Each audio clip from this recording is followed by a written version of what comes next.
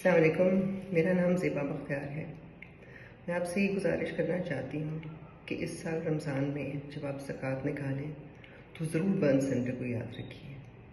Burn centre एक इदारा है जो कराची सिविल हॉस्पिटल के साथ है और जो बर्न विक्टिम्स के लिए केटर करता है, यानी कि वो लोग जो किसी न किसी हादसे की वजह से जिस्मानी तौर पे जल जाते हैं।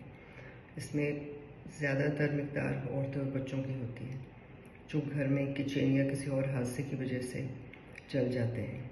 हम सब जलने के एहसास से वाकिफ़ हैं।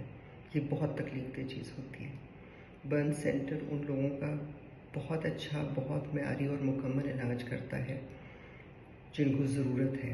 और अगर आप किसी ऐसे ज़रूरतमंद को की आसानी बन सकें, उनके इलाज में अपना हिस्सा डाल सकें, तो ये बहुत नेक काम है। Please donate to burn centre और उनको अपने ज़कात में हिस्सेदार बनाएं। Thank you.